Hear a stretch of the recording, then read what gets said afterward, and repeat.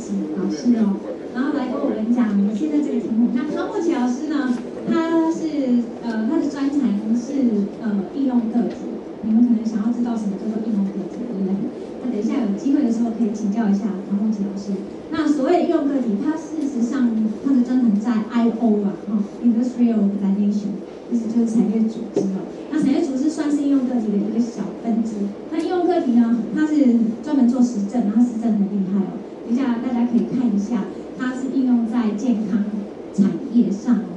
那他也做了很多，你有做 contract 有哈，今年诺贝尔奖得主的 contract， 就是那个契约理论哦，代理人哦，那个属于一个契约理论的分支。那这一篇文章就跟那个有一点关系哦，就跟代理有算是嘛哈，代理算是哈。那等一下你可以看一下，通常我们在讲契约理论的时候，通常比较理论，然后这一篇算是实证的代理人这样可以上。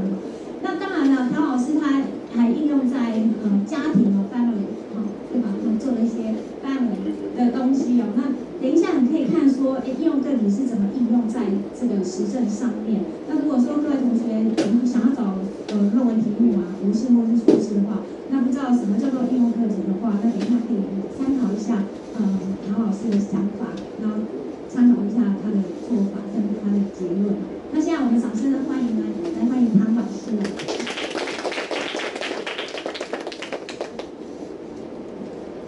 谢谢主任，然后大家好，我是那个中正经济系唐默启。那就像卢主任介绍我的领域是applied micro。那这个 applied micro 的，你需要英文吗？你们要用英文吗？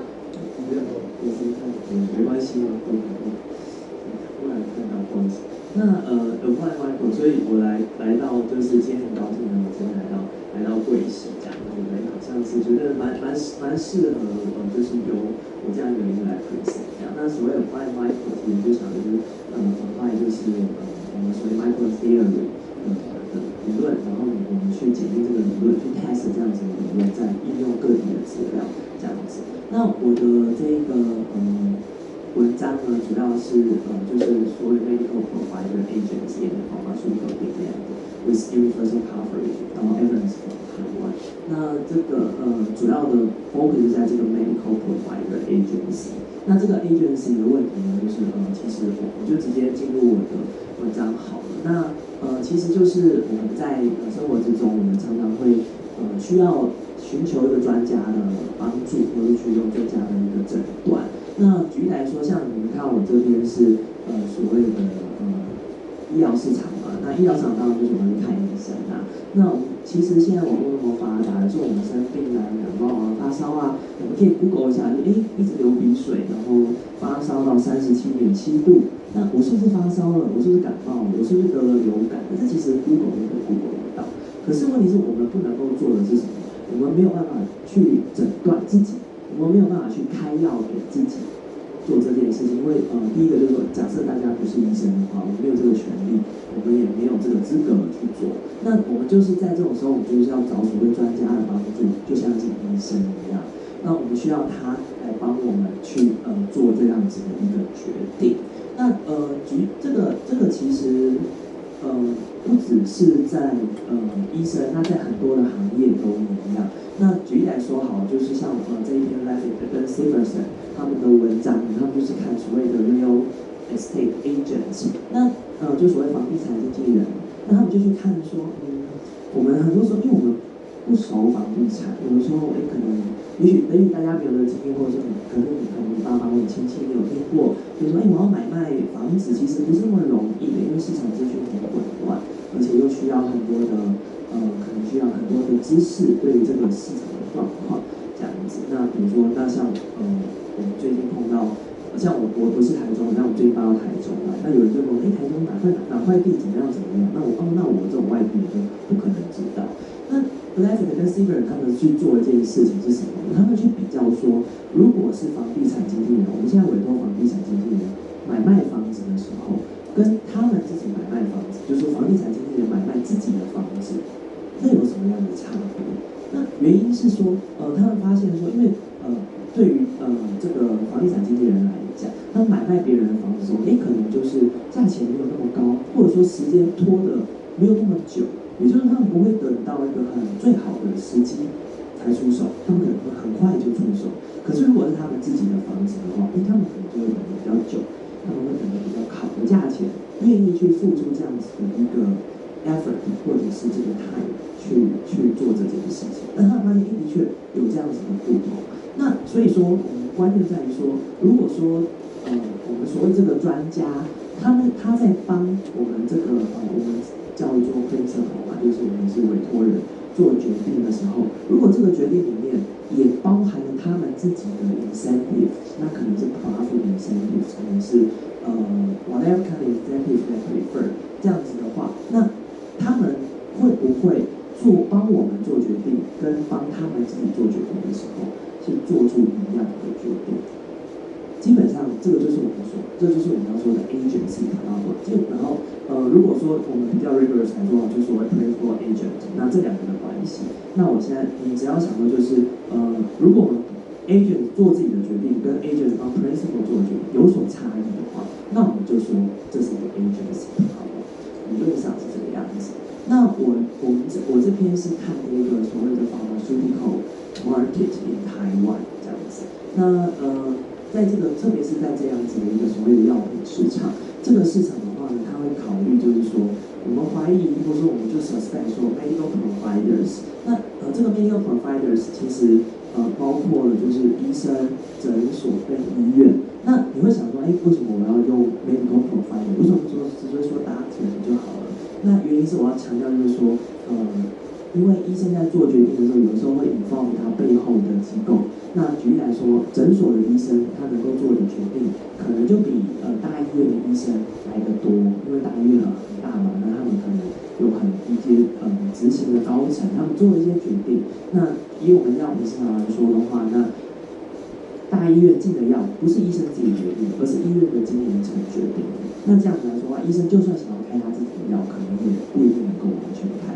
可是如果诊所的话，因为他诊所里面相对就比较这样子好。所以为了避免就是说，医生就是我只讲医生造成最后面他背后的忽略他背后的机构，所以我这边就是一律都用 medical providers 来说我的这个决定的人这样子。那我们现在所谓的 agency problem in pharmaceutical market， 我指的就是说，这个他们在开药的时候可能会放出他们的 interest in 这个 prescribing and patients。那在台湾特别的诱因特别的不一样，就是说，第一个就是我们在台湾大家知道我们都是有健保的嘛，我们就是健保，所以说有个观念是，因为我们去看病的时候，我们其实付的钱不多。那我还后面会讲，其实大概你在去看病的时候，大概只付了你10% 你的 expense， 然后健保大概帮你 cover 了快90% 这样子。所以说在这边的话，有一个问题就是说，病人可能也不是那么 care 你在看病的时候你拿到的药是不是超过你的需求。那因为反正不是我付钱嘛，那就像我太太她前几天感冒，然后她去看医生，哇，她拿了大概可能有6包药，6大包各式各样花样的药。然后我就想说，不过就是个小感冒，怎么要吃那么多药？其实看起来就蛮可观的。那这个问题在台湾还有一个非常严重，我觉得相对来说比较严重，就是说，因为在台湾医生是可以怎么样？医生或者是诊所或医院，他们是可以就是开药，而且还 prescribe drug， 也就是医药不分流这样子。那当然大家会觉得，老师不是有我们是有医药分业嘛？那其实这个政策执行的不彻底，基本上你们就会看到就是如果你像诊所，你看到这个诊所旁边就是药房这样子，就很明显它可能是同样的人拥有的。所以因为有这样子的一个差别，那其实比如说在美国，那它就是你可能开药你要去药房里这样子的一个情况。那这个问题，所以说在台湾它会特别的严重。那我这样讲，你可能没有意识到这个严重点在哪，所以我就直接举一个最近的这个例子。那这个例子是慈济医院最近爆出来的一件事情。那我不知道大家有没有注意这个新闻，大概在8月的时候。那这是发生什么事情呢？就是说慈济内部的公文被他们的医生流出来。那流出来就是说他们要选药，他们要买药，他们要公开招标这个药。那他们的这个策略长，他们就说，我有几个原则，希望大家能够在招标的时候能够考虑怎么样选你的进的药。那这个药就是有3个，一个就是说价差最大。那什么是价差最大呢？就是说健保给付的价格跟我们实际进药的价格，这个价差最大。那大家可能不相信，就是说其实我们每一颗药是很便宜的，就是说健保的给付价哦。那举例来说，像我这边做糖尿病的药嘛，那可能一颗药才6块，健保给付也6块。这样子，那当然啦，你会想，6块钱很便宜。那不过因为像糖尿病药是慢性药，所以你要吃很多天嘛，每天你要吃好几颗。但是实际上进货价有可能远低于6块，比如说0.5、0.1都有这样子。那这样子的话，我觉得这是价差最大。哪一个？那简单来说，价差最大的指的就是我现在来投标的厂商，你就选哪一家厂商可以提供最低的药价给你，就这样子的一个概念。然后另外就是有一家医学中心使用，那基本上这是一个 competition 的概念，就是说，别家有医学中心有用，那实际也是医学中心嘛，那我们也要用这样子。那别人没有用，那我干嘛用这样子？待会我们在资料中也会看到这样子的概念。然后还有一个就是说，6月1年总获利大于等于10万，那10万是从一种药来的，这一种药，你想想看，我刚刚说那个6块钱的药，你的获利要大于10万，你可以想象这中间的就是这中间的一个利润就是有多大这样子。那其实这些都就是如果只有这3点的话，其实也许公文还不会那么造成那么大的反应，但是基本上就是有一条红色的这个字在这里，就是说病人反应或疗效问题的专业意见，初审期间不列入考虑。哇，那这个新闻真的就造成轩然大波，就是医生也不高兴，病人也不高兴。你说你进药，你这是完全就是罔顾病人的一个 interest。这样我们看病，我们当然不是想要去拿到一个便宜的药，拿到是要会好的药。所以关键在这个地方，就是说，我说所谓的 agency problem， 你可以想象就是说，我们 principal， 我们委托 agent 去做一个 decision， 帮我们做一个 decision， 那这里面有 principal 的 interest， 也有 agent 的 interest。那在这个例子的话，就是怎么样 ？principal 的 interest 完全都不管，那就是完全以 agent 的 interest 来考量这样子的一个概念。那所以呢，尤其是在台湾，因为我们在台湾的话，我们是所有人缴这个健保费嘛，对不对？我们缴健保，然后我们去享受这个保险带来的好处。那可能有这样的东西存在的话，基本上就引发就是说，我们付的钱很多就变成了这个 medical provider 的 profit 这样子，而且我们可能如果他们选的药不是以这个我们自己的病人的考量来说的话，有可能我们 receive 就是 suboptimal 的 medical services 这样子。到这边大家可以，到这边大家可以了解我说的那个 principal agent problem。如果可以的话，就是说，那我就进入到比较稍微比较细节的一个部分。那所以我的 paper point 就是说，我要去从台湾的健保资料，我要去 pinpoint 这个 problem。那这包括2部分，一个就是要 identify， 第二个就是我要 quantify。所谓的 identify 就是什么？我相信你们如果上过计量的话，你们知道就是要找出问题在哪。我怎么知道这个问题？我怎么知道这个因果关系是这样子？那举例来说好了 ，ideally 我如果想要知道说我的 agent 的 profit 怎么样影响他的 decision， 那我最好就是知道这个 profit 有多大嘛。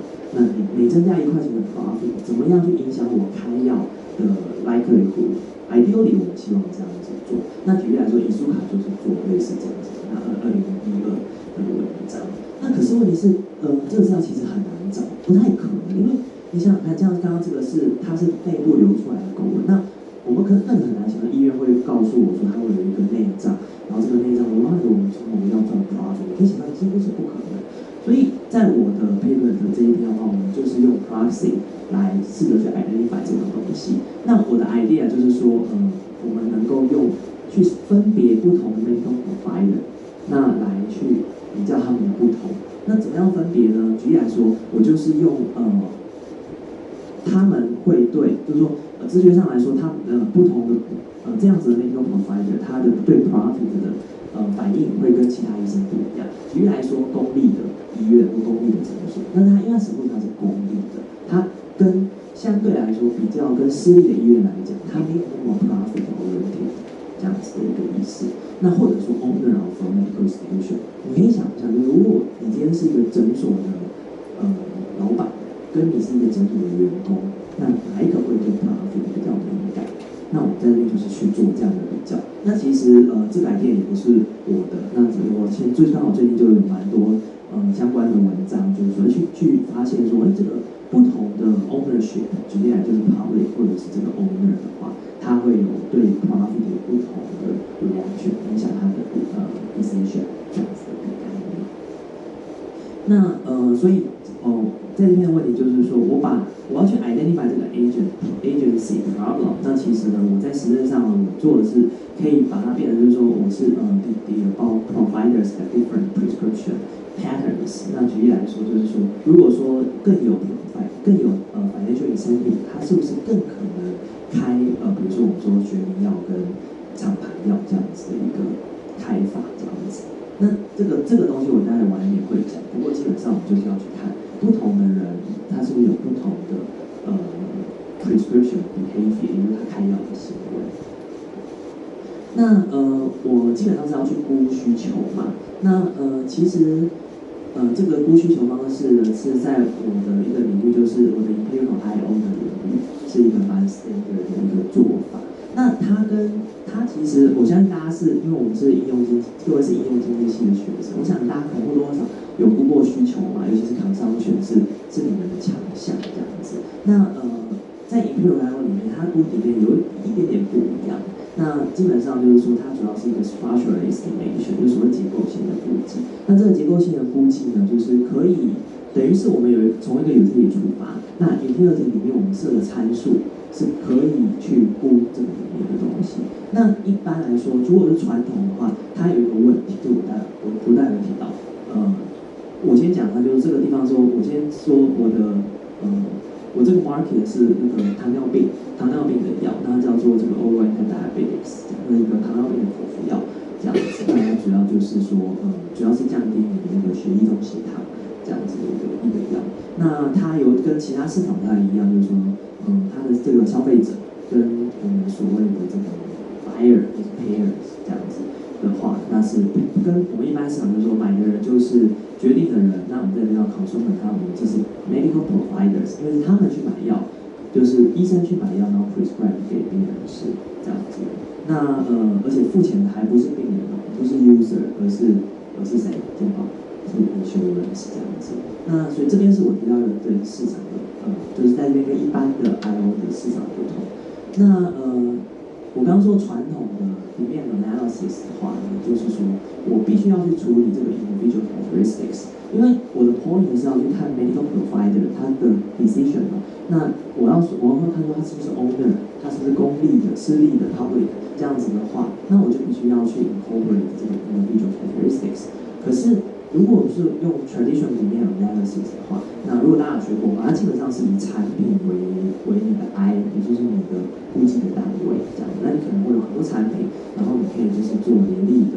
那比如说像什么 AIS 啊之类的，然后你们可以去估这个 cost price elasticity 这样子。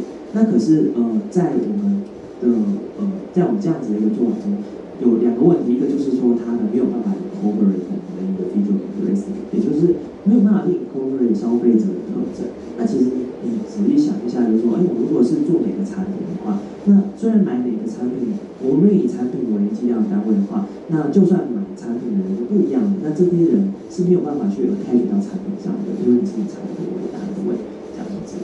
那可是其实它有它的优点啊。那举例来说，像就是成大刘雅玲老师，然后还有戚启瑞，他们就做了一个就是这样子的一个方式，他们也是去估药品的市场。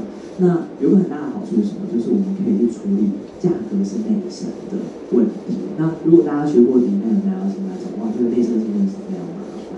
那这个two stage 的方式，或者说这种传统的demand analysis就非常好用。那我的方法是说，我们必须要去考虑你的 visual level data，我们一定要考虑individual characteristics。那这个话也许大家有学过，就是我们需要用所谓的 discrete choice model。那我们就可以去考虑说，是谁选了什么这样子的一个概念。那简单来说，像我们刚刚的 logic 啊，就是今天你要去吃4家餐厅，那你选这4家餐厅的几率是多少？那如果你要把我这个人就选择的那个人的资料考虑进来，也可以。你在 multi-number logic 的时候，我们考虑是比如说我刚才4家餐厅的特征，或是它的位置。那我可以放入我选的那个人，比如说我的学历啊，我的年纪啊，我的性别这样子的东西。那我们叫它是conditional logic 或者是 mixed logic 这样子。那可是问题是，我们还是一样有内生性的问题啊，就是产品的价格一样是内生的，所以怎么办？我们就在这个地方就会让我们这个所谓的 logic 变得比较麻烦，就去处理这件事情。那一般来说，我所知道的有3种处理方法。那我想现在应该是不止这3种，不过我基本上就最popular的3种。第一个就是用 correlated related effects。那如果大家学过 panel data 的话，其实你就想象就是说，这其实我们在 panel data 处理就是所谓的 fixed effect 或是 related effect。那 correlated related effect 其实就是去 model 那样子的一个 fixed effect， 有点像我们对 fixed effect 的了解，就是它是可以，我们有点要去估 fixed effect 的一个概念。那当然 correlated related effect 我们是把 x 放进去去 model 那样子的一个东西。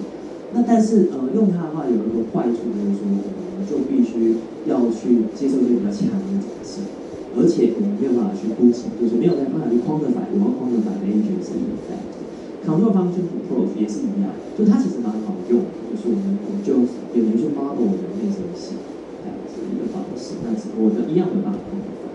所以我决定用的方式是所谓的 BLP。BLP 的话，它是就是在 empirical I/O 就是一个算是一个怎么讲，算是一个把 empirical I/O 整个领域带起来的一篇文章这样子。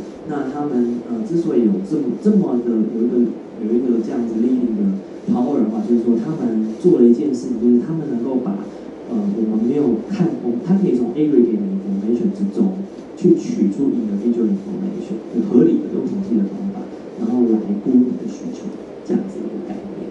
那所以它其实是真的是非常红。那如果更仔细来讲的话，其实是一个 GMM 的方式，就是 General Method Moment。然后呢，而且还要加上有一个contraction mapping 的一个地方，那我跟你讲。那但是它的好处是can be applied when only the aggregate information of the consumers are available。那简单来说，就可以想象就是说，我今天要估比如说台中的需求。我没有台中是所有消费者资料，但是我有台中是每一区就是 distribution， 比如说这个地区平均年纪，我说大概平均的所得是多少，这样子就可以做，蛮神奇的其实。那不过我不需要那么 fancy 的 stuff， 为什么？因为健保资料其实提供我很多 individual characteristics， 特别是我这边的 point 是我需要知道 medical provider 的 characteristics， 所以我其实就没有用他们这个 BOP。但是呢，我用他们的手法，那他们其实有用过，就在另外一边 paper， 那它叫做 micro BOP。那这个 micro BOP 其实你会想，那上面这个 BOP 是用 aggregate data， 那 micro BOP 就是用什么 individual 的 information 这样子。那其实直接来说就是说，我们可以用更复杂的那种考虑去做。如果到就是 literature 的话，基本上我是 follow 就是主要的大概有这一些这样子。那其实就像我刚刚说的，就是说你其实可以用 BOP 的方式去做，比如说你说考虑像第一手，他们就是用日本、德国的资料，但是问题他们的缺点就是他们没有就是 individual characteristics， 没有自己没有那些就是消费者或者说我们说医生啊、病人的资料，所以他们用一个 aggregate data。那到2012，它是用patient level 的资料这样子，那所以就是有细部的资料，所以它用的是 micro BOP， 跟我一样。但是呢，有个差别就是说，它没有资料是在这个 medical providers， 就是他不知道医生的特征，他不知道医院的特征，所以他必须要做一件事情，怎么样？他假设是没有代理问题的去做。那如果说就做得更精确，比如说我们这个市场的consumer在这个到2012里面的话，它就像是一个就是好像就是 principal 就等于 agent 这样子，但在我的里面我就不是，就是这两个是分开的。那这也是 exactly 我这边的 point 要去做。那像这个 Sachs， 它就是算是蛮新的 working paper 这样子。那它其实也是它就是有点像做我想做的事情，就是它是identify 这个 patient 的 demand 跟doctor demand 把它分开来估计。那如果说这两个的demand如果是一样的话，也就是说医生的需求就是病人的需求，那我们就没有 agency 的 problem， 那就跟当2012一样的一个 idea， 就是我们就说，那就是不用担心这个事。可是如果他估出来是这两个里面是有不一样的话，那当然我们就说 agency problem。那我用的方法不是这样子，我是用 micro POP 的方式。到这边可以吗？好，所以说我基本上是用 micro POP 的方式去 identify 跟 quantify 这个 agency effect 这样子。那我跟文献的差别就是说，第一个就是说没有人去 identify 这个，第二个就是没有人 quantify 这个东西。这样，那一个是资料，主要是资料问题。其实台湾健保资料真的是还蛮unique，它提供了蛮多细部的资料，而且又还蛮庞大的这个样本。所以接下来我会就是时间许可的话，我先说我的 empirical model， 那大家就会比较知道说我的一个我的这个 idea 是什么，然后我会介绍一下就是我用健保资料，然后还有它一些相关的制度，然后呢我会show给大家看说我做出来的结果是什么，然后我会去告诉大家说，那因为我based on我的 model， 然后我会估计这个价格弹性，我会估计这个复利效果。好，那如果可以的话，那我就进入这个 empirical model。那就像我说的，就是说我的一个在我的 paper 里面 ，medical providers defined as patient and hospitals and physicians 有三个这样子合体在里面。那这样子的一个合体的方式，其实你可以想着就是说，我其实就是不同的一个变数这样子，不同的变数来 characteristic 这个人，比如说病人男女，然后年纪，医生可能年纪男女，然后经验值大概是这样子的一个意思。那不同病人 X1、X2、X3这样在回归里面。那我们这边有3个下标，就是有 IJT， 那I 是这个 medical provider， 然后J 是属于这个药，然后 T 就是我的时间。那简单来说就是说，像如果 J 等于0的话，就是说我这个 I 的这个人，我现在选择不开药，在 T 比如 T 等于1的时候不开药，这样子一个地方。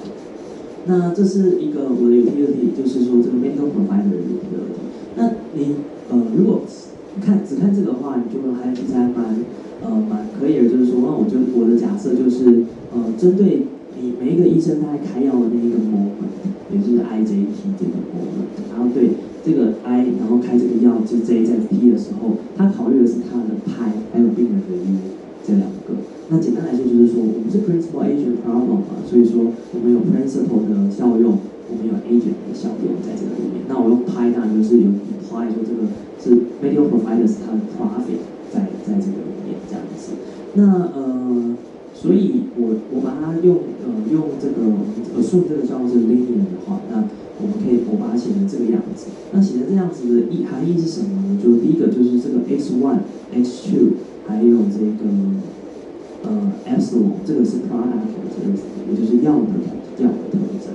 我把药的特征拆成2个，然后还有一个是看不见的这样子的一个东西。那更 specific 来讲，就是第一个的话就是我们这篇 paper 最 care 的部分，一个就是药价，还有一个就是它是学名药还是厂牌药。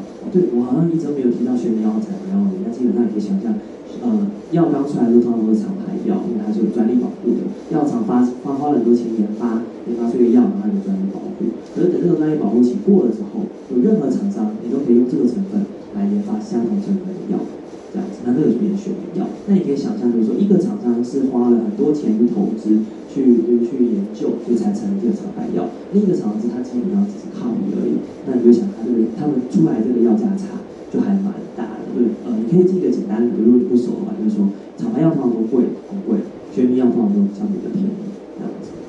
好，那在这个地方的话，你可以想就是说，那基本上这是我一个很 care 的特征。那当然跟药价是。那另外就是说我比较没有那么 care， 就是我的 control variables， 那我叫它 XJKT2 这样子。他说我其他看到药，比如说我可以看到就是这个药是进口的，我可以看到这个药它的在市场上的存续期间，然后还有它的它的这个制造商的状况，比如说它是不是有没有股票有没有上市啊，像这样子的东西，不是我这边 paper 的主要的 concern， 我把它放在 control variables。那这个我们应该叫它筛吧，筛 SAT 它其实蛮重要，它是一个很重要的 quality， 但是我们看不到这样子。那你可以想就是说，我可能身为一个剂量经理我不知道这个我要怎么去，我不知道怎么样去评定这个药的 quality， 或者说我找不到一个 quality measure 这样的东西。可是你可以想到就是说，可是 quality 比较好的药，它可能就叫价相对比较贵，这样那就形成了我们典型的内生性的问题。待会会讲，我们在这边有清楚，这是一个这个东西看得到，这个东西看得到，但这个东西看不到。那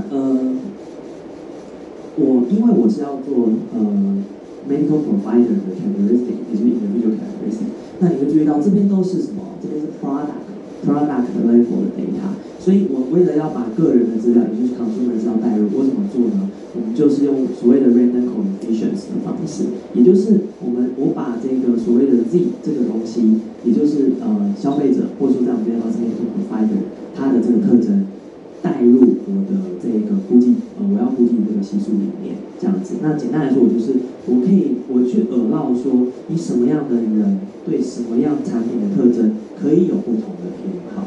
那举例来说，好了，就是比如说我们这边 point 就是说，比如公立医院的医生，他对高药价的药品是有比较偏好的。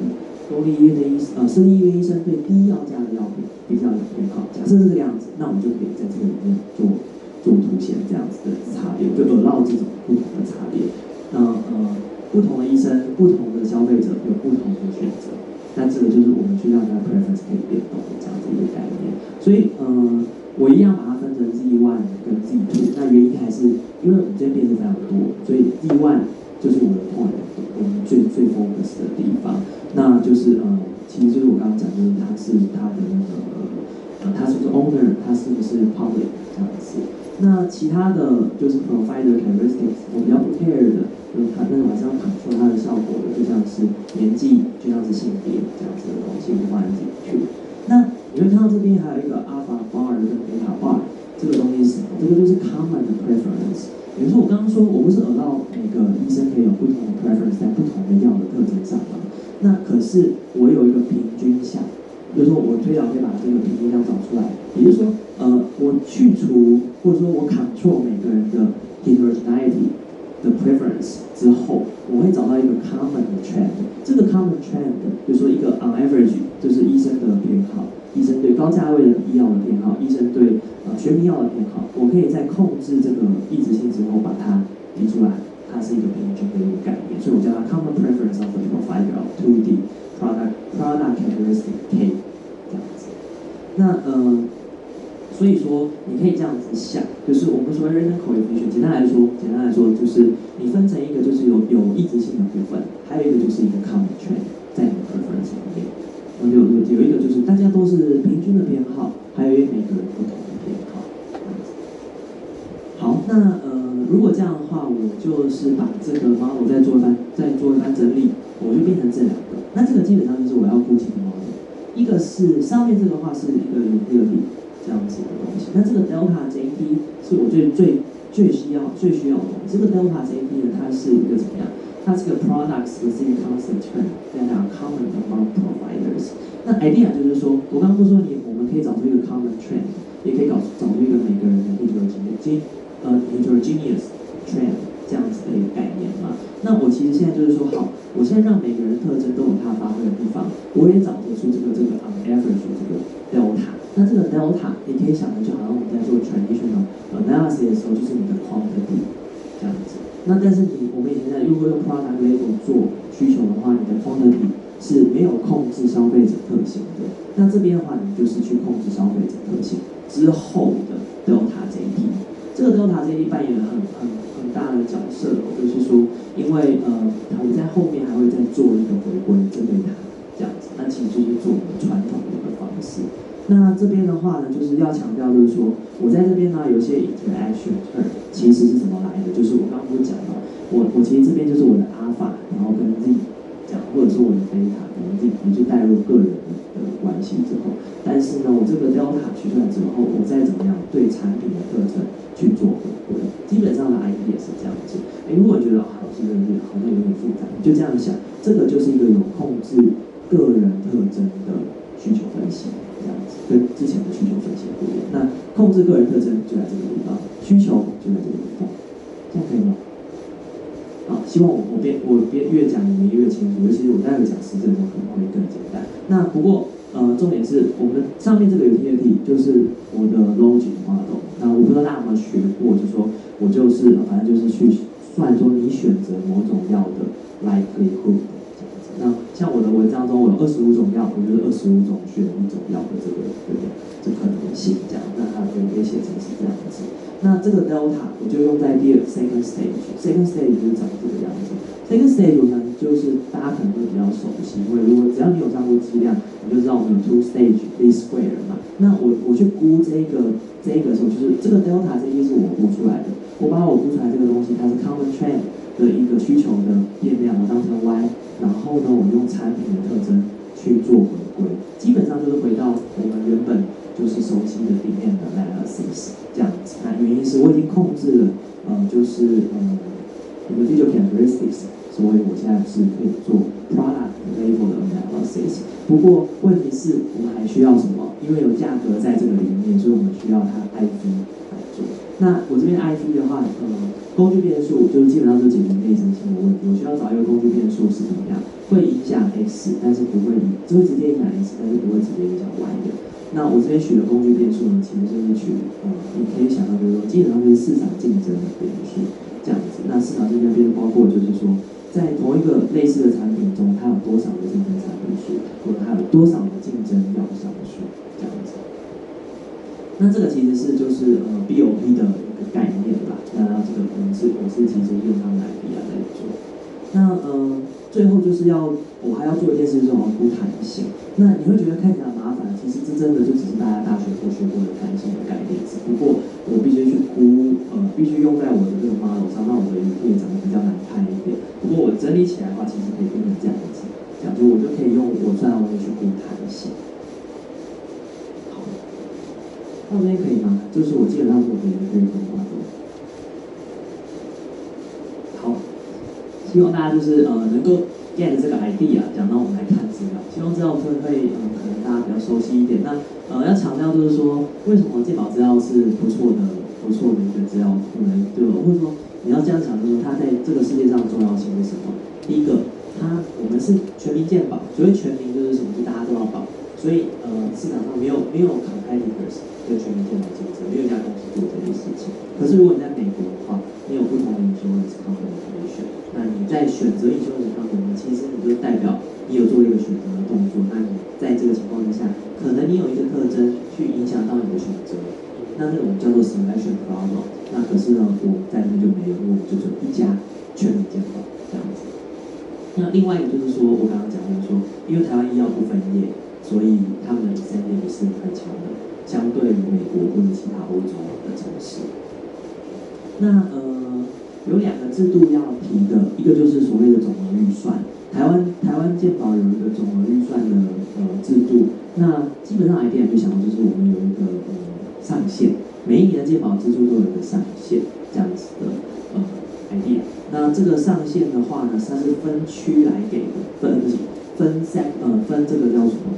不同的医疗的单位。那我就直接讲好，就是分成诊所、西医、中医跟牙医，这是4大单位这样子。那里面有个东西很奇怪什么呢？就是说，西医跟诊所难道不是看类似的吗？当然我知道大病要去医院嘛，可是感冒我们可以去大医院，去小医院啊，对不对？那但是其实健保在总额预算的话，它有一个概念，就是希望大家什么大病去大医院，小病去小医院、小诊所这样子，所以它把它分成两个 budget 这样子一个概念。那其实它还蛮，就是其实台湾还蛮认真在推这个概念的。我待会会讲，如果大家最近有看新闻的话，我们知道我们现在调高这个什么医院的看诊费这样子的东西。那在我这边的话，它的重点就是说，因为医院跟诊所它是在不同的 budget cap 下，所以它的竞争也会不同。那我把它就是分成不同的两份，这是在我这边的重要性。那还有另外一个我要讲，就是说药价的问题，药价是有管制的，药价调整的话是健保局允许，就是说，健保局有一个就像有一个 formula， 就好像一个药单一样，所以里面有很多种药，几千几万种药，那是它管制的药，这些药的药价都有分别列出来。那它每一年都会调整，几乎每一年这样子。那举例来说，在我的资料2003、2006里面又有3次。那为什么不是4次呢？因为2003年调整的时候的我的 sample 没有 cover 到那边，但基本上就是每2年调整1次。那它的调整方式呢，就是针对 generic drugs 跟 branded drugs 会有点不一样的这样子。那还有一个重点就是说，我们看不到就是医院进这个药价的价格，实际的价格这样，但我们看得到的是健保的规定的价格这样子。好，那糖尿病是我这篇文章的重点。那这边的话，我要提的就是我大概要提2个吧。一个就是说，其实如果你刚得糖尿病的话，你去看医生他是不会开药的。那他会鼓励你说，你先会建议你说先多做运动，然后改善你的饮食，像这样的东西。那这个东西很重要的，因为我们在做 logic 的时候，我们需要一个 base group， 我们比较。那我用的比较组就是用这个不开药的组。那还有一个我要讲就是说，糖尿病的药其实分成蛮多类的。那其实就针对它的功能不同，比如像我们要讲的降血糖，以降血糖目标的话，有的是针对胰脏，有的时候直接针对血液，这样的一个概念去做。那所以我有所谓的 ADC4 跟 ADC5， 那也可以想 ADC4 是比较高的一个分类，它是什么疗效的分类，但是疗效下，针对同样的疗效，你可以有不同的 chemical， 你有不同的化学成分去治疗这样子。那你在这边的话，你就简单记，就是说，好，我这边的话就是说，糖尿病药本身竞争的对象有分成好几组，简单来说就是这个样子。那我的资料里面，其实健保资料中有用到糖尿病就有140种药，但是没有办法就估140种药的那个需求的，因为我如果用 logic 的话就很难怎么样 converge， 不太容易做。那所以我的方法就是说，那我就把它散到在大概是剩到60到80。那因为我是每个月的资料嘛，所以有的月可能最低，有的月它只有用到60% 的药，那有的月就用到80% 的药。那大概有25个产品总共。那或者说你也可以反过来说，就是说大概这25种药就占了我们健保局中的60到80% 这样子。好，那这就是我这篇文章的主角。那这些药名就是我每次报告的时候，我都拒绝念这样。那其实我都有 Google 过，但我每次都把它念错，所以我也不要念这样。那在座搞不好有些人比我还懂这件事情。但是呢，你可以简单来说就是那个 A10BA 就是我刚刚说的 ADC4， 那后面的02啊01就是我说的 ADC5这样子。那所以你可以看到说，我这边的话，像这个 A10BB 这3个就是它是同样的 ADC4 的，可是他们的01啊、07、09就是ADC5 的分组，在这个分组下面就是有很多不同的药。那看这个表的时候啊，第一个要看的是这个 generics， 就是我刚刚说的学名药跟品牌药的差别。在一个 category 里面只会有一个什么药？讨牌药，因为就他发明的嘛。所以你看这个 no 就是什么 ？generic 是学名药 ，no 它是 brand name， 它是品牌药。这个东西它是品牌药，那如果说它专利还没过期的时候，就会发生什么事情？它不会有其他竞争者，比如说像是这边这一个它就是没有任何竞争者，它可能才刚推出这样子。然后或者是这一类的这个叫 Actos， 它其实是没有竞争者的。可是如果你看上面这些药，它就是说，它虽然是品牌药，但是它可能它的 patent expired， 所以它有其他3个竞争者这样子。这是 generic 的概念。如果你注意到这边之后，那我们现在来看下一个 related 的概念就是什么？它的价格，你看哦，这些专利药啊，没有任何竞争者，超高的，58块、23块。可是你看有竞争者的药啊，就变超便宜的，那比如4块、6块、3块、6块这样子。台币，对，是台币。然后 metformin 就是说，大家如果就是大家就说，如果有人得糖尿病的话，第一个被 prescribe 的通常都是 metformin 这一颗药，这一颗药它就是大概在这个地方这样子。那平均在像这一组的价格的话，大概就是10块左右。所以这是第三个我要大家注意到的地方，就是你看同一组的价格基本上都蛮相近的。那你看像这一组也是，大概都4块跟3块，这个都是10块。那有的时候有比较像这一组已经是差不多，但是现在有些比较特别高，像这一组它都6块左右，但这有个16块。那其实原因是第一个它是厂牌药，第二个它进入台湾市场相对的比较新，所以这是我第4个让大家注意到我们的 entry day 不太一样。那第5个重点就是说这个 mean share， 这个 share 是我这边 paper 的一个重点，就是说它在市场上的 share 是多少。那你的 market share 你会看到说，大概其实都不是很高，当然有些特别高，比如6%，其实相对来说这个6或7就蛮高的这样子。那当然就是说，你会看到，比如像我说 no prescription， 就是没有开药，大概也占了8%，市场的8%左右。那我一定要说明一下，就是说这个是每个月的 share， 那所以就是说，比如说1个月30天，这30天所有的糖尿病药我收集起来，然后我就算说，这个比如从全国100次 ，A 药开了10次 ，B 药开了10次，那写了多少？20%这样子去看这个表。那还有最后一个重点我要提的，就是说你会看到这个是我不是分成2个 sample 吗？医院跟诊所，所以你会看到医院跟诊所的药不太一样。那我要提就是说再讲的是说，因为我都是取就是前几%的药，就你的 market 有超过，所以说这边空白，不代表他们没有开，这代表就是他们用的相对少，也就是说可能医院也有用这个药，只不过他用的相对少，所以被怎么样 exclude 在我的sample之中。所以我们在读这一个表的时候，读的意思是说，我们会看到诊所用的比较多的药，是跟医院用的比较多的药是有差异的，差异就在于这些空白处这样子。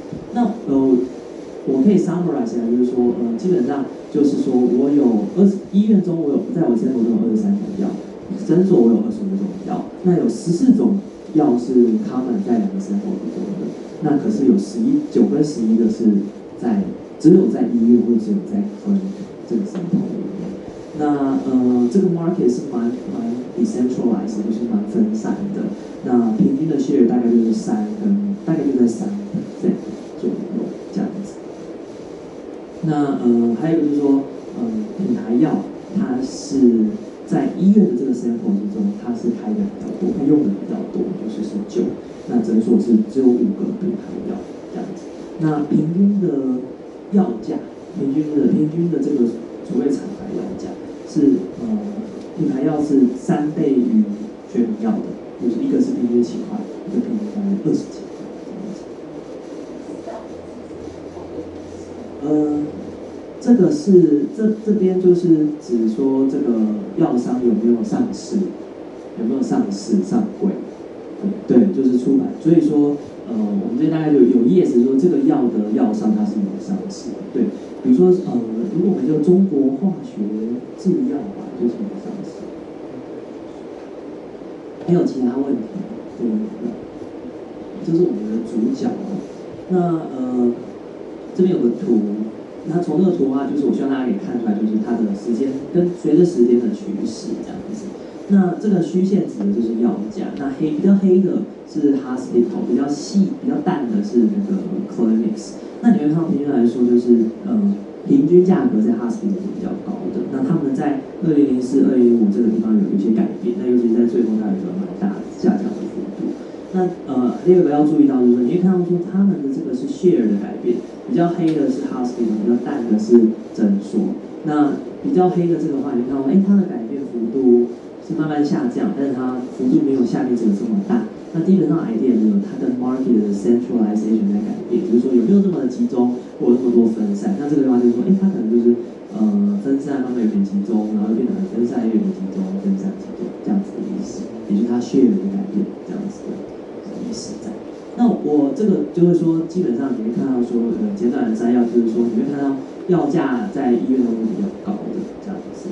那还有一个就是说，这个调整前后，你就看它的以后的药价，我们医院的反应都还蛮大，就是它会去改变它的开药习惯。然后诊所相对于医院市场它是更分散的，更没有那么集中的这样子，而且它的变动也比较大。那我另外就是分成了两就是根据药来分。那第一个就是根据厂牌药，第二个是学名药。那你看到厂牌药的话，其实跟我们刚刚好像比较差异不大，就是你也看到这边都是医院的，那医院的药价，诊所的药价，医院的 market share 比诊所的 market share 比，因为它药价变差异蛮大，就这一条跟这一条。那你看到它的 share 这两块都慢慢的变得比较没有那么 centralized 或者 decentralized 这样子。那可是如果你看 generic drugs 就是感觉就是一个 different story， 因为首先你看到说就是说这一条区比较淡的线首次跑到了黑线上面，那原因是这边的话是诊所相对于在 generic drugs 它是比较 centralized， 它 market share 是比较高的 average， 但是它最后它们两个是 converge 到大概一样的地方，大概6.多的这样6.多% 这样的地方。那相对于hospital 一开始是蛮分散，但后来也是慢慢增加。那而且药价来说的话，甚至诊所的 generic drugs 它的药价平均药价到后来是比医院还要高的。所以在这边得到的几个 point 就是说，这个对 Brainman 来讲的话，它是在医院的 sample 是比较变动比较大的。可是呢，对于 clinic market 来说，它在 generic drugs 它是比较centralized， 但是后来它变动也是很大，它最后 convert 到2.6% of market 这样子。那这其实 indication 就是说，它药价之所以上升，就是有些诊所它其实在药价调整之后，它反而就转换去开药价比较高的那样子的一个药。所以说像其实这个也是一个就是健保上蛮常讨论，就是说我们需求是怎么样，价格越高我们就会需求越低嘛。但是呢，我们在健保上反而会看到的现象，它可能会换到一个药价更高的药这样子。好，那刚刚的话，这是我要的资料，然后这是我的健保资料。健保资料的话，就是我不知道大家知不知道健保资料，但健保基本上就是每个人看病的资料，简单来说就是这样子。那它是一个模拟的资料，那不过我这边是抽样的。那我这边抽那你可以想说这资料是什么呢？就是说你每一次去看病，那比如说我感冒，我看病，我得到3个诊断，3个处方，比如说感冒药、退烧药，然后治鼻子的、治嘴巴的、治喉咙的3种药，你就会有3个 claim， 也就是我们有3个3笔资料进入我们的健保资料库。那为什么会进入健保资料库？原因是因为我们的医院要怎么样？要申请 reimbursement， 我们医院要说，我做了这些事情，那你要怎么样？要付给我相对应的钱，这样子。那所以在我的 sample 里面，我超过了这个5万笔 treatment each month， 就是说 each month 这样子的个案，所以这资料还蛮大。那我这其实相对还算小，相对于母体还算小。那我主要针对糖尿病嘛，所以说糖尿病的抽样大。然后从2003年的4月到2006年的12月，那大概就是病人是超过了150,000的病人，所以大概15万病人这样子。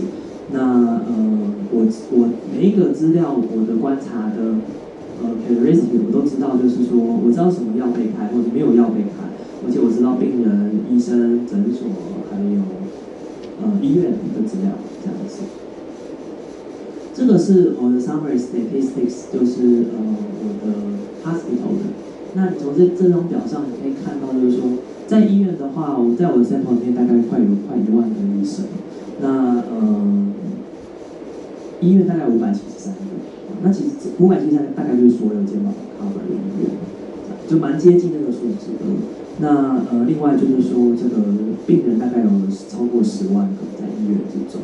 那还有一个很重要就是说，因为记得吗？我的 model 是包括了病人、医生，还有诊所和医院这样，所以说我有一个很重要的是 hospital physician patient payers。那这个意思就看到它的数字完全远比 patients 的 number 来的高，原因是你不同的 patient， 如果去看不同的医生，我就会重新计算一次。如果在这个地方，因为基本上怎样，你消费的人就换了，那个 agent 就换了这样子。所以这个数字其实还蛮重要。那另外就是一些特征啊，就是也许没有那么重要，关键的要讲一下，就是说hospital owner 其实不多，大概只有4% 而已。那我们这个其实大家可能不知道，你每次看药其实看病其实都花蛮多钱的哦，像一个感冒就可能就是1200这样子，去洗牙吧，洗牙不是付100块嘛，也是1200这样子。那如果你再做个什么治疗啊，或是做个叫什么一些检查，哇，那你的费用其实是2-3千块。下次大家去看病的话，当然希望大家不要少看病啦。如果去看，你可以看一下你那张纸上面，你会觉得其实你来拜访他们医院，国家真的花了不少钱的。那举例来说，像我们的话，就是平均来说，一个糖尿病人看一次病，他就花了2130块钱，这样子，就是这边的钱。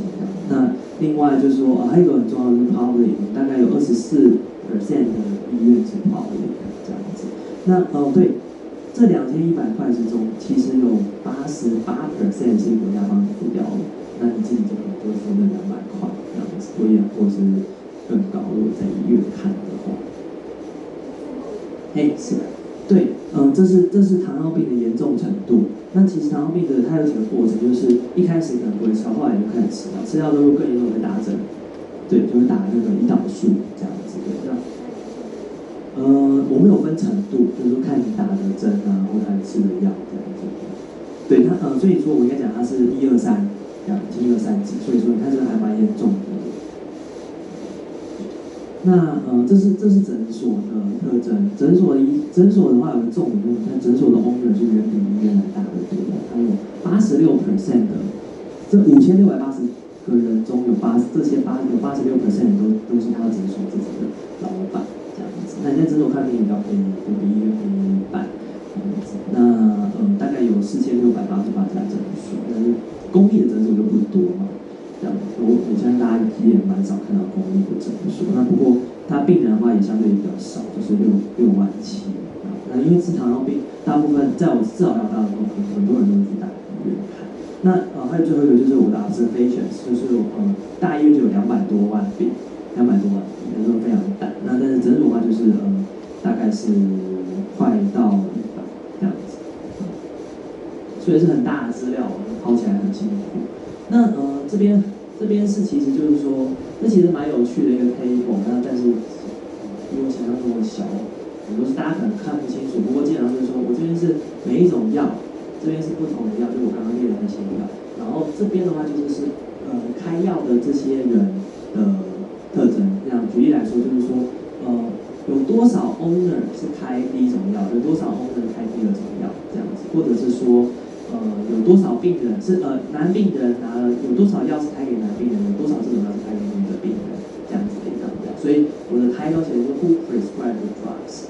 是谁开这种药呢？我们来看一下哦，就是我们做一个 summary。新的药大部分都是新的医生开的，然后大部分都是诊所的医生开的这样子。还有呢，就是说公立的医院很多都是开常开药、并开药这样子。那还有就是说，你会看到很奇怪的就是说，有些药就是在我知道里面就是教学医院永远不开。那所谓的 academic medical center 就是医学中心嘛，从来都不开，真的是非常奇怪的一件事情。那我把它列出来，对，还有一个就是说，北台湾跟南台湾也不开。那其实蛮有趣，这里面有几个就是我们现在就是想要在做发展的。像为什么南北台湾有不同的一种开药的习惯？为什么就是新药是新医生开，为什么诊所不要开？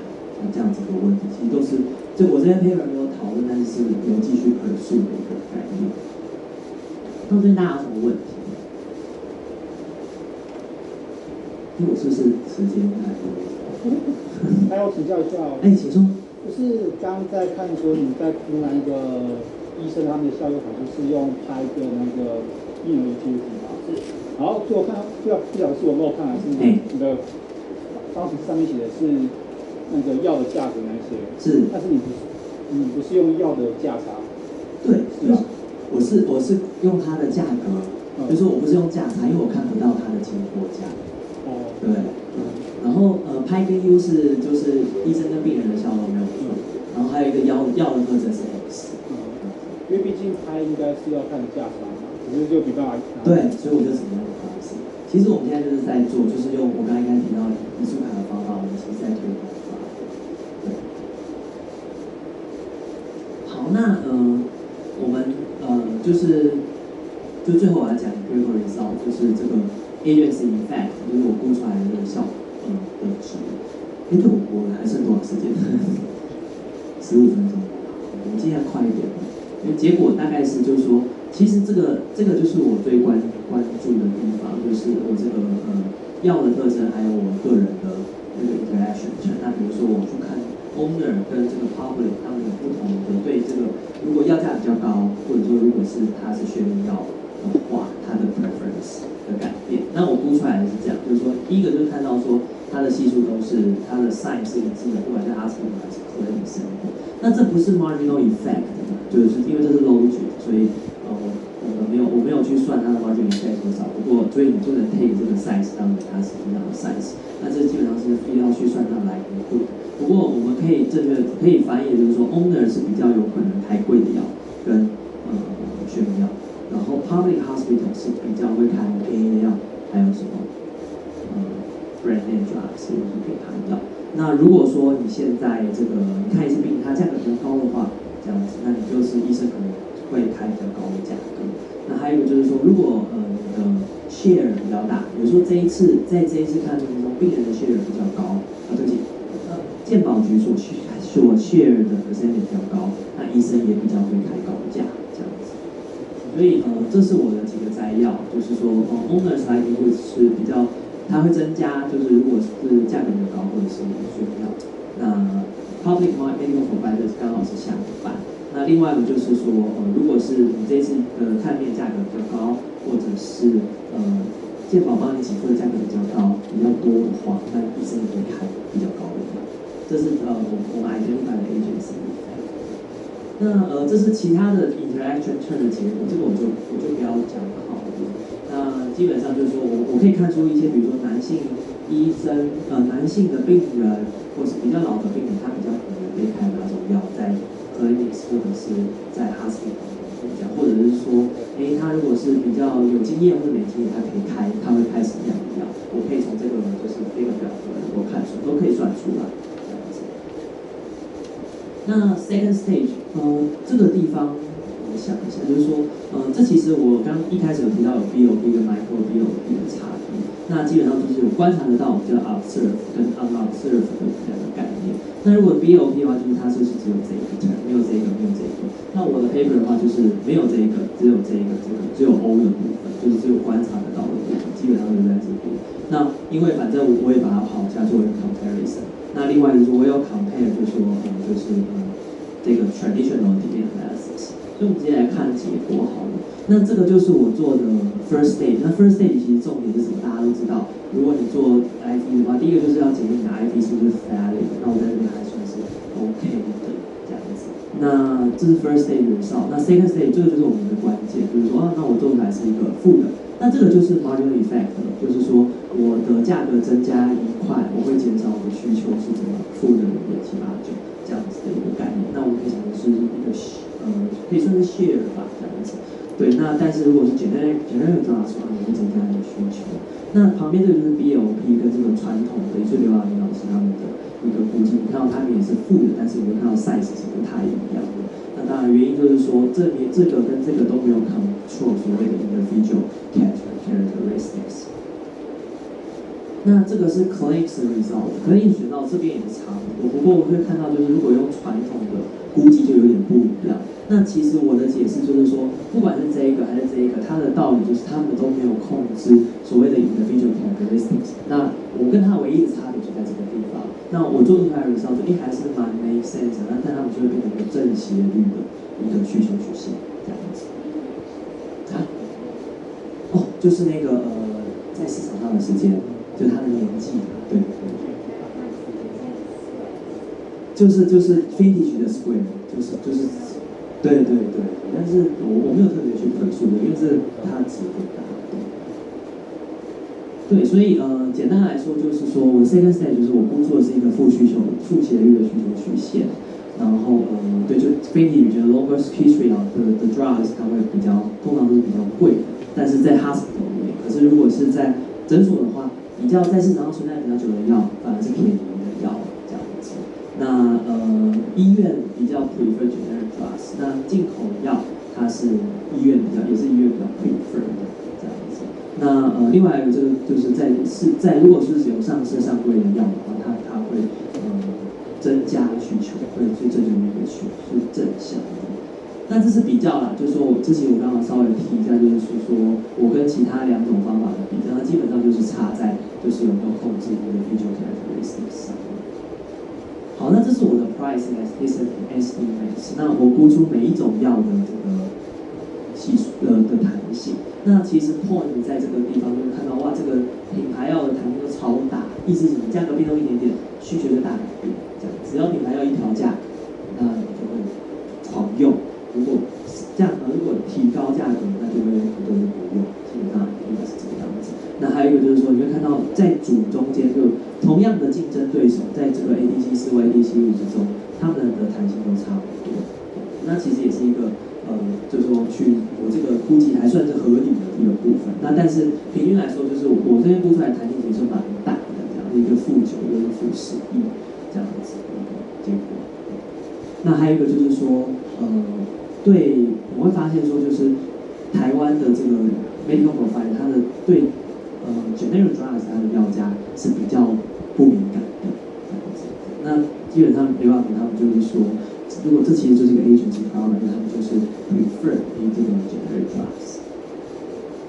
好，那还有一点点时间，我很快讲一下，我要做这个 counterfactual， 也就是说实际上没有发生，但是我就用我的模型去模拟它的效果。那 idea 其实很简单，就是算什么 consumer surpass。因为为什么可以算？因为我知道之前的 utility 是多少，那我就算 after， 只要模拟 after 就好。怎么样模拟呢？就是我就是去假设这些 z 啊或 x 是不一样。怎么样做？举例来说，那我这个地方跳过。举例来就是说，我就是可以先算这个之前的，那我可以算之后的。那算完之后，我再做一些计算。我直接讲例子哦。比如说我们这些关键就是 ownership 嘛，那我就可以假设所有的医院都不是自己 own 的，都是别人 own 的，假设这样。那我算出来就是说怎么样？我可以算就是台币大概798万的 welfare deduction。那意思就是说我的 health expenditure 可以减少这么多。那如果所有的医院都是公立的，假设这样，当然不可能。不过 idea 就是说他们会减少3893万，大概这么多这样子的一个钱。那当然了，这个我们不是要求说所有医院都要变公立。这个 idea 其实说，如果现在政策又要去强力执行医药分业的话，这个就是一个能够提供政策建议的 estimate。那还有一个就是所谓的药价3同政策，在2014年的时候，政府推出的就是要求说，同样的成分的药品，然后它必须要求同样的药价。这样子，那其实就是给你想，刚刚不是组中有很多药嘛，那就是他们就是把药价都归到一样的 level 这样子。所以同成分、同品质、同价格3同政策。那我就估这个，就是说它其实你会基本上有9000个药会被影响。那我发现说，如果就只针对糖尿病来说，如果你做了这个3同政策，很有趣的结果就是我发现，医疗支出是会下降的这样子，那大概下降多大概300多万。那你会想说，其实如果药价下降的话，我们的需求不是应该增加吗？那我这边其实这是我 paper 的 point， 就是说，因为我们还有 agency effect， 你今天调降了某个药，医院可以怎么样换药啊？可以做这件事情，会降低我们本来预期的效果。那最后一个其实就是最近就这几天很红的问题，就是说我们最近不是在讲嘛，就是说要接下来我们去看大医院要调高费用了，看病的费用，还有去急诊室就 ER 要调高费用嘛，对不对？那我这边其实有做一点，不算是完全一样，就是类似的说，我去估这个所谓的 co-payment。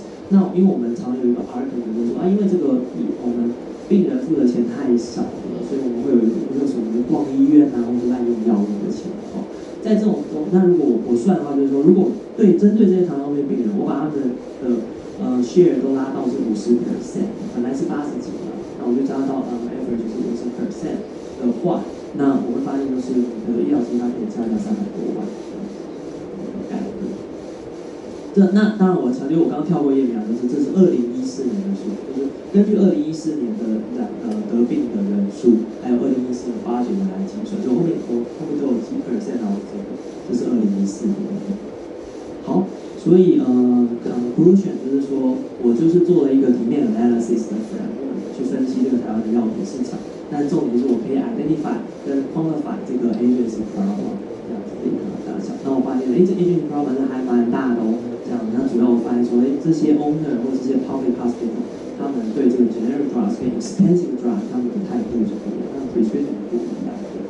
这样，而且我还发现就是说，如果当你的给付越高的时候，更贵的药品就更容易被开。那这是我发现的弹性的数值。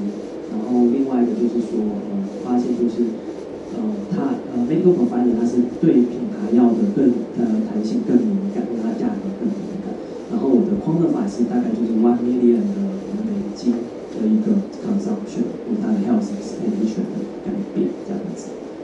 好，那最后就是说，因为我们是全民健保嘛，那所以说这个其实跟我们每个人都有关，这个 agency 这样子。那这是一个台湾很特别的一个例子。那其实大家可能或多或少都听过说药价黑洞这样子一个概念。那基本上就是说，我们其实很多钱都是配到这个医院的这个 profit， 所以基本上就是一个如果可以的话，希望对这边 Taylor 可以提供一个政策的建议，就是针对药价黑洞的解决的一个政策参考。基本上就是这样。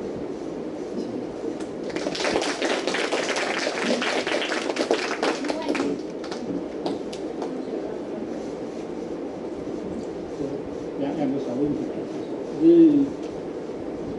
为什么要选择说糖尿病这个药品？就是因为如果说要做最一般性的话，如果在台湾或许找到药品是更一般性的。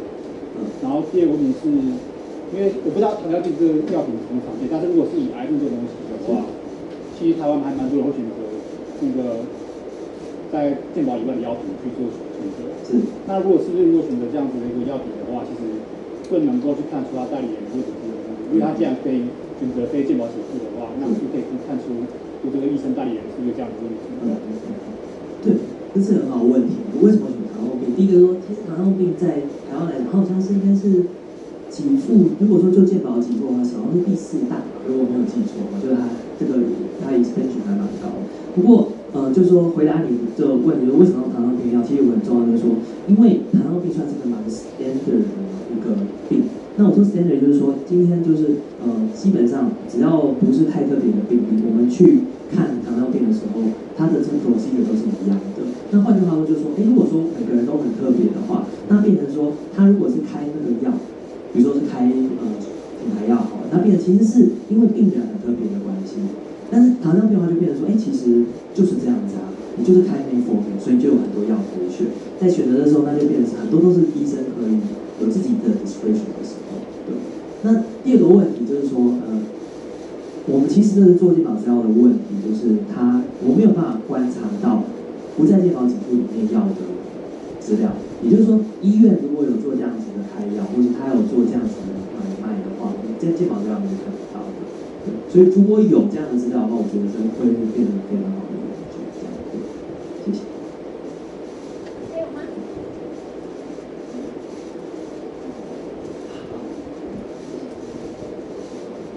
我们今天非常高兴请到就是中正大学经济系的副老师来跟我们就是讲这么有趣的问题。那你可能很多人之前会问我什么叫做应用经济系，常常会问我这个问题。那你们进来应用经济系到底在念什么？那今天有同学还问我说什么是产业经济领域到底要怎么跟农业经济还有环境经济区分？